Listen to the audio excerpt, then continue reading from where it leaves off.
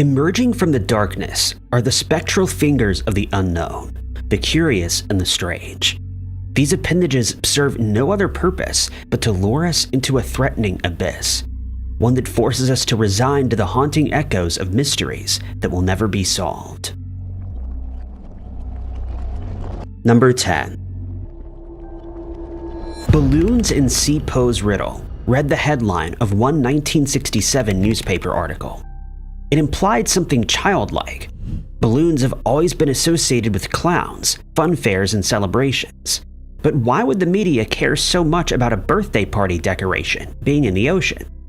That's because the discovery of the balloons occurred during a perilous time, when any artifact might have been mistaken for a weapon. It was, after all, the era of the Cold War. It was the 29th of June when something was spotted bobbing in the water of the Atlantic Ocean. It was a crate, no larger than a bread box. Upon its discovery off the coast of Florida, near Hallandale, tensions immediately arose. News had traveled that the diplomatic ties between the Soviet Union and Cuba had strengthened, which posed a greater threat to the United States. So when the crate was spotted bobbing up and down in the water, the United States Coast Guard was sent to investigate. Their suspicions were immediately confirmed when the crate was found to be stamped property of USSR. The address, though, placed the object's origins at the Institute of Mineral Resources of Cuba. With utmost caution, the box was removed from the water, and further investigations were underway at the office. Slowly and carefully, the crate was opened, and inside it was something certainly baffling. A riddle, as the headline had suggested. 7 yellow balloons lay within the crate, each with a black rubber stopper attached. Immediately, this was noted as strange and possibly ominous, but more questions were yet to present themselves. When authorities took a closer look at the crate, they found a weight listing on it. The total package weighed 50 kilograms, or approximately 110 pounds. When it was weighed, though, it only totaled 13.6 kilograms, or 30 pounds. A significant amount of weight had been lost. Where did the rest of it go? It was soon determined that the crate had been drifting in the waters for up to 8 weeks, having allegedly been shipped from Leningrad, Russia. The amount of time that the crate had been adrift may have allowed for the balloon's air to escape. The suggestion of the balloons having once been filled posed a mystery. In the room where the crate sat, officers had gathered around, and a daunting concept was spoken aloud. What if the balloons were filled with a toxic gas? This suggestion, of course, wasn't out of the realm of possibilities. The Cold War era was violent, and any means of utmost destruction would have been explored by any party involved. It would come as no shock that biochemical warfare would be exacted. The harrowing concept was thoroughly explored, and no indications of poisons or toxins could be found on the balloons themselves, and they'd been floating for quite some time. No coastal areas reported any indications of air poisoning, but the onset of symptoms may have gone unnoticed or passed off as the common cold. With no evidence to suggest any solid narrative, the 7 yellow balloons were placed in the archives, awaiting more evidence to suggest some sort of explanation. In the interim, some 200 kilometers away in Marathon, a second crate, identical to the first, was discovered adrift. The fear had returned. Scientists were called into the matter and determined that the contents filling the balloons in the first crate was nothing more than air, only deepening the mystery further. Despite extensive investigations and appeals for information, no explanation ever materialized, leaving the 7 yellow balloons of the Soviet Union an ominous enigma. Number 9. The strange story of the Tassidae begins on the island of Mindanao, in the secluded province of South Cotabato. It was 1971 that the name Tassidae first appeared, even though their discovery had allegedly occurred some years earlier. It was only that year that local hunter Dafal, who had been hunting in the forest of South Cotabato, brought some bizarre news to Manuel Elizalde. Elizalde, the head of Panaman, the Philippine government agency dedicated to protecting the country's cultural minorities, was left baffled but intrigued by the information Dafal had brought him. He told the official that some years earlier while hunting, he'd encountered a mysterious group who were living in a primitive fashion. After establishing contact with the supposed group, Dafal became their sole means of communication with the outside world. Interest grew quickly, and Elizalde ordered that a meeting be arranged with this untouched society, eager to learn more about their origins and culture. So Dafal did just that, and on June 7th, the official was formally introduced to the Tassidae. Allegedly, the group consisted of 27 people, each belonging to 6 stable families. They were living within the caves, deep in the Mindanaoan jungle, living a gatherer lifestyle. Their technology was akin to that of the Stone Age, leading Elizalde to believe that they were the last survivors of the Stone Age era, completely untouched by modernity. Any tools they had were made from wood and stone. They had no agriculture, no hunting skills, and no weapons for war. Following the meeting, Elizalde would publish his findings, describing this mysterious group as peaceful, with no means or words for war or weapons. They harbored no hostility and lived untouched. That year, the discovery of the Tassidae was overshadowed by the ongoing Vietnam War. Images of violence and headlines suggesting new fatalities dominated the newspapers. But for National Geographic, this discovery would dominate their independent headlines. A 32-page cover story in a National Geographic magazine and a documentary were released a year later. It spoke of the Tassidae, the meeting, and their primitive culture. Of course, with the information being released to the public, no one was going to leave the Stone Age society to its own devices. Allegedly, celebrities such as Charles Lindbergh and Gina Lollobrigida headed to the forests, hoping to catch a glimpse of the enigmatic group. Photographers and journalists also dominated the jungles, reporting, photographing, and disturbing the environment. Then came the 11 anthropologists, none of whom would stay for longer than 6 weeks at a time. Access was being controlled by Elizalde, who sought to protect the find while still profiting from it.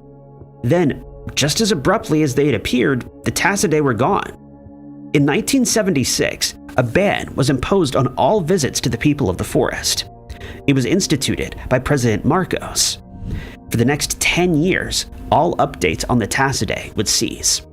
Most people began to forget about the bizarre stories they'd heard, and the concept of a Stone Age society faded from view. In 1986, the People Power Revolution ousted the president, allowing access to the Tassidae tribe once again. Upon investigation, the tribe was gone, with members found living among local communities, leading anthropologists to declare the Tassidae a hoax. But American linguist Lawrence Reed later spent 10 months with the Tassidae, finding them genuinely isolated with unique agricultural practices and a distinct dialect. He theorized their isolation for at least 150 years, not 1,000, and their language was related to Manobo. Elizalde, who had fled, returned and even helped the Tassidae win a lawsuit against professors who labeled them a hoax, leaving the truth about the tribe a mystery. Number 8. In 2007, a different kind of mystery dominated international headlines, with the Channel Islands at the forefront. It was the 23rd of April when Ray Boyer, a pilot of the United Kingdom's Channel Islands, boarded the Trilender. He was heading out on a routine flight from Southampton and was en route to Alderney, the northmost area of the island. As flight GR544 took to the skies that afternoon, everything appeared to be in order. A few minutes later, though, the sense of ease began to slip away when Ray and 5 of his passengers spotted something inexplicable. The plane was just 30 miles away from the island and 4,000 feet in the air when they spotted it. Hovering just 40 miles west of Alderney was an oddly shaped craft. It was long, thin, and sharp, with its bright yellow color standing out against the blue of the ocean. This strange vehicle was stationary at 2,000 feet in the sky. Initially, Ray had thought that it was much closer to his plane, no more than 10 miles. Once he determined just how far away it was, though, the true proportions of the object manifested, and it was massive. Ray and his passengers suggested it was significantly larger than a 737, claiming it must have been a mile wide. That wasn't all Ray and his passengers saw, though. As they continued to fly past the strange craft, something else caught their eye.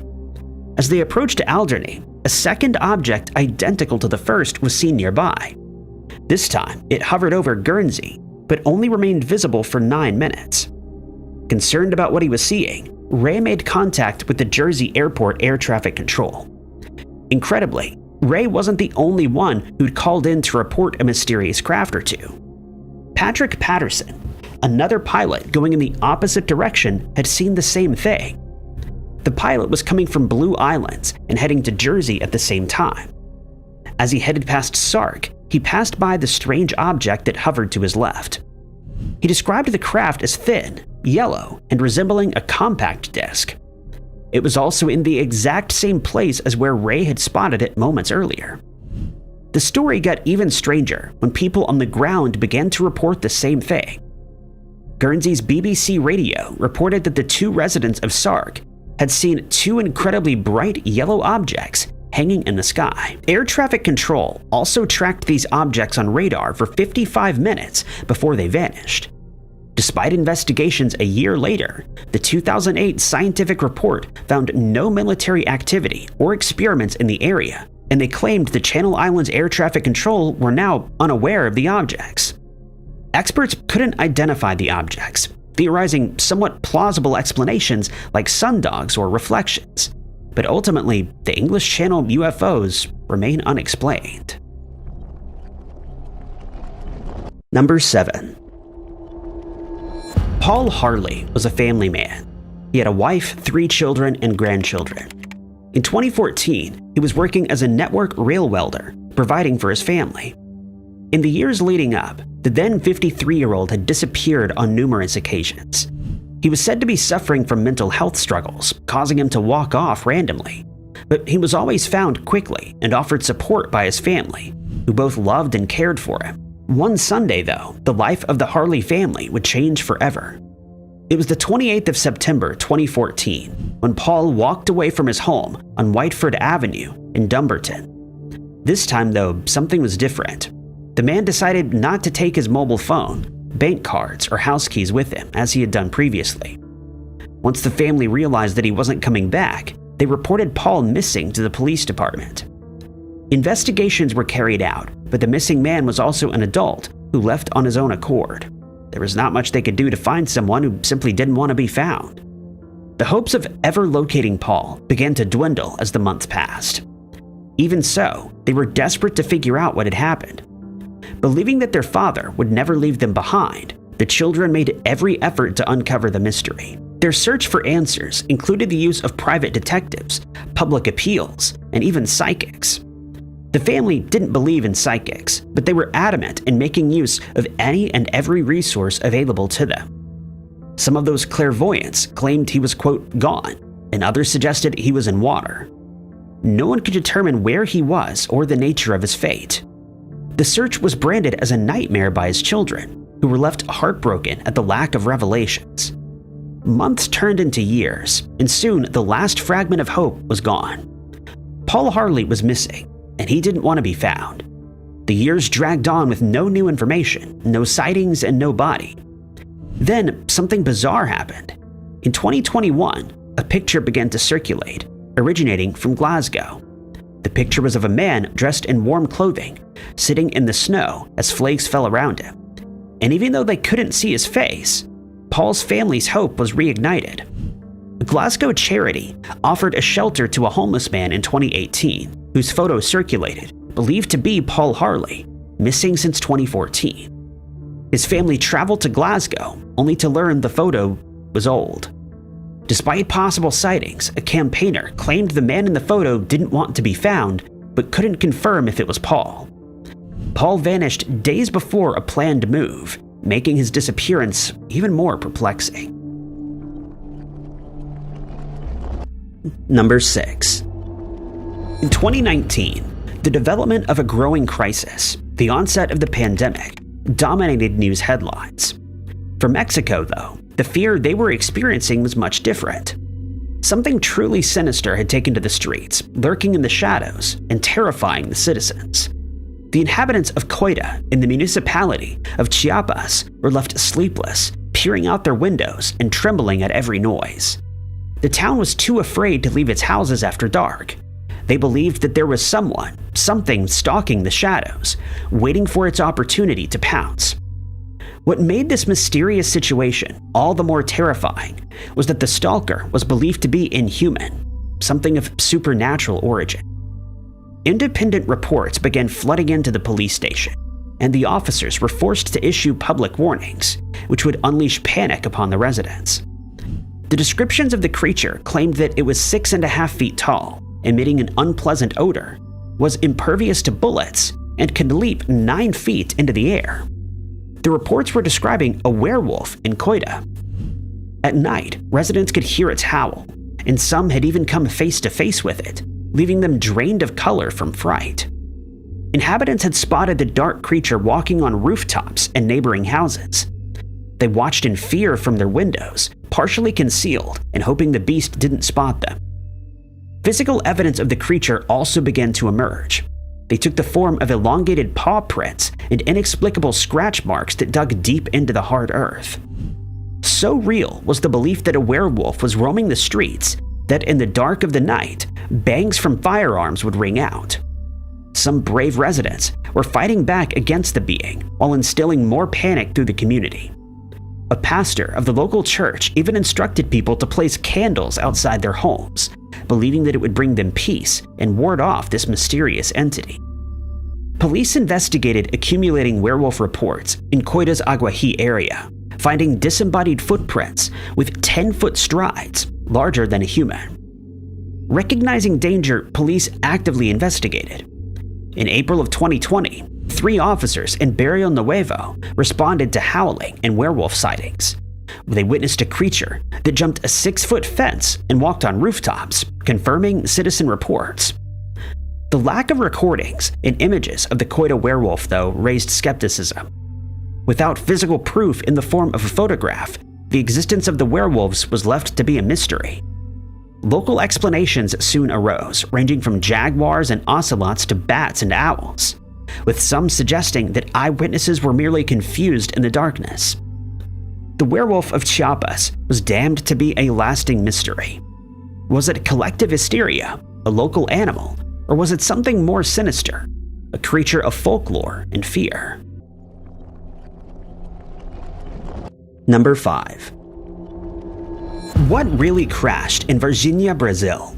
This is the question that became the talk of the town in 1996, amid the Varginha incident, Brazil's very own Roswell, which left the community concerned and searching for answers that they would never find. The city, in Minas Gerais, southeastern Brazil, was home to 100,000 inhabitants, and a significant portion of them began to make bizarre claims, which led to extensive media coverage and a thorough investigation. It all began on the 13th of January, 1996, when Carlos de Souza was heading to Minas Gerais from Sao Paulo.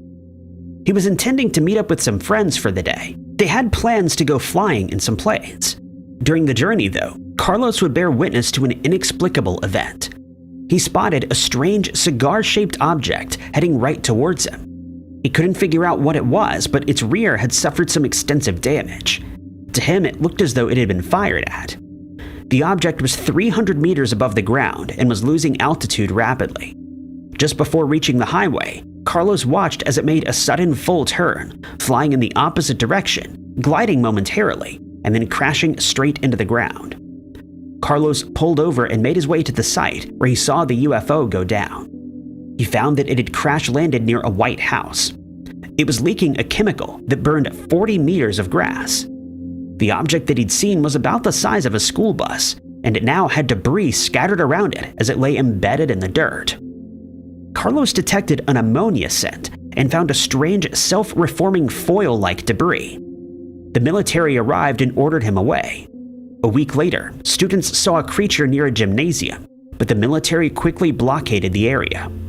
That same afternoon, a group of 3 women proclaimed to have seen a bipedal creature of unearthly origins. It was crouching on a small piece of abandoned land in the city. It was 5 feet tall and had a large head. They claimed that it was thin, with brown and oily skin. The day would end with several inexplicable extraterrestrial sightings and at least one UFO report. The strange, distressing ordeal remains unexplained and continues to unnerve those who hear it. Number 4. Tsuruhiko Kyuchi led an interesting life.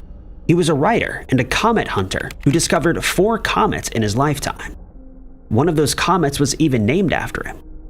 Trying to find these celestial objects isn't easy, since they emit less light than stars. Kyuchi was therefore considered to be a great cosmic snowball hunter. But there was something even more remarkable that propelled this individual to infamy. A mystery so bizarre that scientists are still left baffled by his story. His story began in 1977 when he was 22 years old and working in the Japan Air Self-Defense Force. As a flight dispatcher, he oversaw aeronautical operation control, specifically for the Hyakuri Air Base in Omitama, Ibaraki. One evening, while at work, Kyuchi was overcome with an intense pain radiating from his abdomen. His coworkers were quickly alerted and he was rushed off to the hospital. At the hospital, Kyuchi was diagnosed with a duodenal obstruction. This condition can prove fatal, a symptom that the young man wouldn't be able to evade. After several minutes of trying to resuscitate him, he was pronounced deceased. And that was that. The doctors took off their scrubs and preparations were being made for the body. 30 minutes later, the hospital staff were already back to their usual routines. Then something truly inexplicable happened. Kyuchi woke up. He was revived as if he were in a deep slumber, but he wasn't. Several doctors were present upon his passing, and their efforts to revive him were futile. Though many would expect that Kyuchi, having been gone for so long, would have some level of brain damage or other health concerns, he was perfectly fine except that he had a rather bizarre encounter during his near-eternal rest. Upon arriving in pitch darkness, Kyuchi spotted a light in the distance. That light ended up being a tunnel that he found himself inexplicably drawn to. Upon entering, he was transported into a new scene, one filled with flowers and a lush, blossoming grassland. Most incredibly, Kyuchi claimed to have full sensations of his body. He walked barefoot and could feel the soil and grass beneath his feet. He soon discovered a river with a boat that bobbed in it. He got on and used his hands to paddle, a strenuous activity that left him feeling worn by the time he'd reached the opposite side. When he arrived on the shore, Kyuchi realized he wasn't alone. Already 5 strangers approached him, one of whom asked why he was there. The man was too stunned to speak and didn't know the answer himself. The woman of the group would lead him to a mountain, and it was there that he figured out who these strangers were. They were his deceased cousin and grandparents. Following this revelation, Kyuchi was met with a face on the mountain that told him something he could not recall. Moments later, Kyuchi found himself waking up in the hospital. He could allegedly feel that his breath and heartbeat had ceased, but he was not yet back in his physical body. His family, who surrounded him with tear-stained cheeks, couldn't hear a word he said. Kyuchi even followed his mother out of the room and overheard her speaking to his sisters, informing them of his passing. Once Kyuchi reanimated and the family was left stunned, he was able to recall the conversation that he had heard his mother have with his 2 sisters. They were all left dumbfounded by this proclamation. In his wake, Kyuchi began to recall other events that he had experienced. During one experience, he had traveled back thousands of years to the time of the Great Flood. He discovered that the waters were coming from a comet that had flown too close to Earth. The gravitational force had pulled ice from the comet into Earth's atmosphere, causing an immense downpour that raised sea levels by 2,000 meters in an instant. Allegedly, Kyuchi experienced the creation of the universe. He claimed to have gone back in time to the very start. It was an experience that forced him to reconsider his belief in the Big Bang, and instead suggested the presence of a greater universal mind, where the universe is one large consciousness. The young man was also able to predict some aspects of the future, claiming that in the 80s, humanity would discover evidence of an advanced civilization from the ancient world. And between 2024 and 2027, giant skeletons would be found in South America. All of these events occurred within a 30 to 40 minute time frame, leaving Kyuchi and the world with many unanswered questions. Doctors and scientists were left baffled by his revival and the strange stories he had returned with. Number 3. Rumors of miracles often leave many questioning whether they are truly a holy event, a hoax, or a manifestation of mass hysteria. When it comes to the visions of Mother Mary and her alleged divine message, which occasionally make the news, we can't help but wonder the same thing. Such was the case in another miraculous instance that began on the 12th of January, 1973.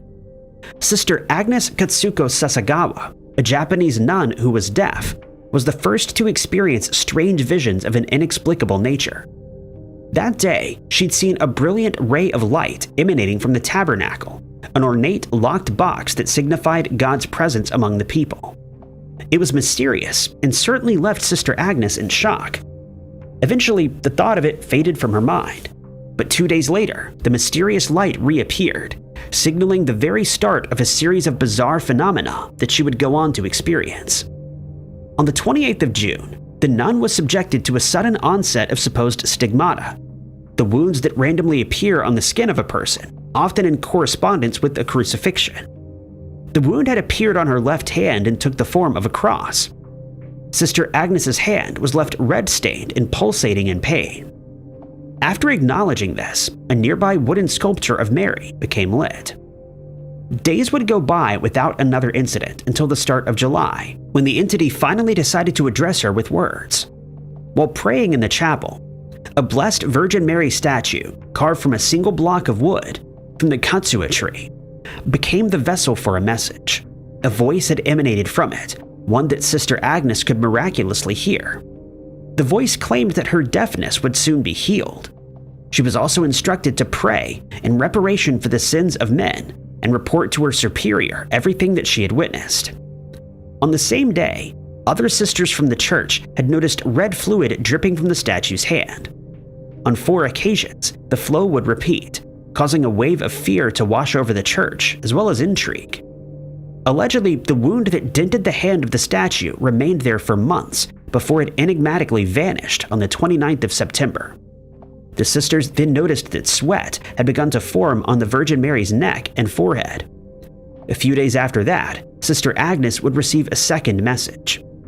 This time, the voice explained that an anger that was growing in the Lord suggested a great chastisement was going to be inflicted on all mankind. Again, the nun was instructed to report to her superior what she had been told.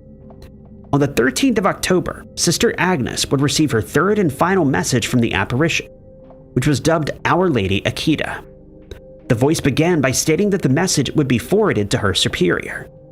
She allegedly explained that men do not repent, nor do they better themselves, and for this the Father would be inflicting great punishment on humanity. The nun claimed that the voice told her that a demon would harvest many souls, and there would be no pardon for the increase in sins. The words, brought to the rest of the sisters and their superior, evoked fear. It was threatening, and what made it even more harrowing was the alleged vital fluid that would flow from the statue's eyes for the next 6 years before abruptly stopping. An investigation was launched into this event, and the Japanese Catholic Church recognized it as authentic. They believed it to be a holy happening, but those of the scientific community couldn't wrap their heads around it. What truly took place here? Was it all a hoax, as many of them have turned out to be? Or was there something more sinister and threatening at play here? Number 2. Eerie and mysterious events aren't limited to churches, the skies, or the shadows of neighborhoods. These frightening occurrences can happen anywhere, and anyone can bear witness to them unfolding. The least expected place for an inexplicable occurrence to happen, though, would be a space center. For it to be witnessed by an official employee also goes beyond the line of likelihood. Yet in 1986, this is precisely what would happen. It was a windy night in Houston, Texas, and darkness was closing in over NASA's Johnson Space Center. Finishing up for the evening was NASA's archivist, Frank Shaw, who had just ended his shift and was heading towards his car in the parking lot. It had been quite an uneventful day in the office. For Shaw, though, his day was about to get much more interesting, but not in the way that he would have expected, because as he neared his vehicle, the archivist stopped after seeing something move out of the corner of his eye. His head tilted upward, aligning his eyes with the top of the massive Johnson Space Center building. He squinted at something, something that sent chills rushing down his spine, and wished that he'd climbed into his car quicker. Perched at the very top was a sight that instilled nothing but terror. It was a never-before-seen creature, large and jet black like the night. It had massive bat wings resembling a gargoyle. Frozen with panic, Shaw could do nothing but stare at it. It was as though every nightmare had manifested right before his very eyes, and the fear that accompanied them coursed through him. The creature seemed to notice Shaw, and its piercing eyes locked with his. The archivist later claimed that it felt as though the gargoyle was enjoying the panic that it had caused. The being then spread its wings and let off a crackling sound as it flew into the night. Several more minutes would go by before the man was able to calm himself enough to move. He climbed into his car, shaking, and began the journey home. At home, the family was waiting for his arrival. He was later than usual, instilling concern among them. Once Shaw had arrived at the house, they realized instantly that something was wrong. Shaw was drained of color and out of breath, and he soon began to relay the most insane story they had ever heard. Of course, the family didn't believe him and thought that he must have misinterpreted what he had seen. Together, they decided that he should tell no one of the sighting, and Shaw kept his word as he tried to wipe that night from his mind. Plagued by the thought of this monstrous being, though, he confided in a friend who was also his supervisor. Expecting to be fired right on the spot, Shaw was instead pleasantly surprised by the response. The supervisor told him that he was not the first to have sighted the gargoyle. Allegedly, a file had already been opened after a previous sighting and inexplicable passings of 2 guards at the Space Center. Shaw felt a sense of relief, but the fact that he wasn't crazy or imagined the being posed a series of new questions and greater risks. What was he and other witnesses seeing in Houston? Number 1. On the 11th of March 2011, the residents of the Japan Trench got a rude awakening. An earthquake measuring a harrowing magnitude of 9.1 struck off the northeast coast of Honshu, triggering a massive tsunami that arrived on the shores within just 30 minutes, toppling seawalls and disabling 3 nuclear reactors in the days that followed. It became known as the 2011 Tohoku earthquake and tsunami event. It was a disaster that flattened houses, destroyed land, disabled the power supply, and claimed thousands upon thousands of lives. 15,899 fatalities were recorded, with 2,526 people missing and over 6,000 injured. 123,000 houses crumbled, and 1 million more were left damaged. The tsunami, towering at 12 feet and rushing at 500 miles per hour, was responsible for most of the damage. Those whose lives were spared by the harrowing event were left without homes, food, and with a terrifying picture burned into their minds forever. Accompanying the visions of the intense, traumatizing event, the statistics and damage, lies a mystery that defies explanation. It was the mystery of a wave of alleged ghost sightings and inexplicable encounters that would begin after the tsunami's destruction. Just when life on the coast was beginning to return to normal, the strange sightings started. Taxi drivers in the most affected areas, such as Sendai or Ishinomaki, reported some disturbing stories. Several drivers claimed that they would pick up passengers who would mysteriously vanish mid-drive before even reaching their destination. Often, the passengers had provided addresses that no longer existed in neighborhoods that the tsunami had destroyed. Following the tsunami, cab drivers reported eerily cold back seats and confused conversations with these ghostly passengers, often completing routes even when the passengers vanished. Other residents saw figures drenched from the tsunami, objects moving inexplicably, and electronics acting strangely. Despite skeptic claims of PTSD, residents maintained their stories, leaving a compelling and scary mystery.